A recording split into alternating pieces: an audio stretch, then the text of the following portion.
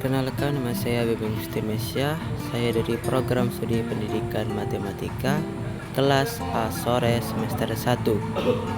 Nah, di sini saya akan menjelaskan materi tentang bagaimana urgensi integrasi nasional sebagai salah satu parameter persatuan dan kesatuan bangsa. Nah, sebelum itu kita harus memahami terlebih dahulu apa itu integrasi nasional.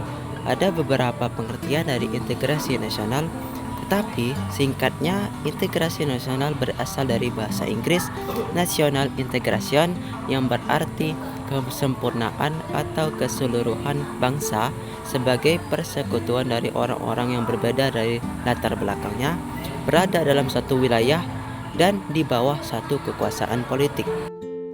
Dalam realitas nasional, integrasi nasional dapat dilihat dari 3 aspek.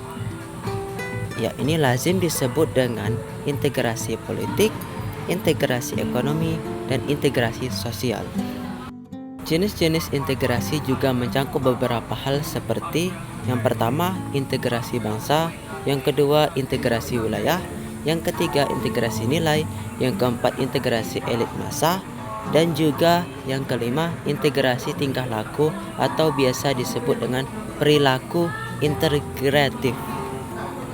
Integrasi sendiri berkaitan dengan keterpaduan, kesatuan, kesepakatan, dan konsensus. Di Indonesia sendiri terdapat berbagai model integrasi yang menjadi landasan dan digunakan. Yang pertama, model integrasi Imperium Majapahit.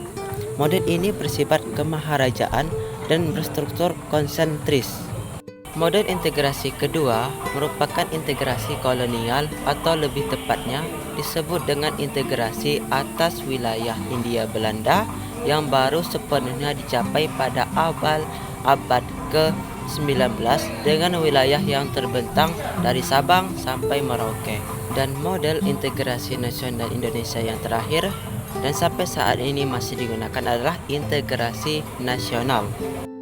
Pengembangan integrasi dapat dilakukan melalui beberapa hal seperti strategi atau pendekatan, yakni yang pertama, adanya ancaman dari luar, yang kedua, gaya politik kepemimpinan, yang ketiga, kekuatan lembaga-lembaga politik, yang keempat, ideologi nasional, dan yang terakhir, kesempatan pembangunan ekonomi.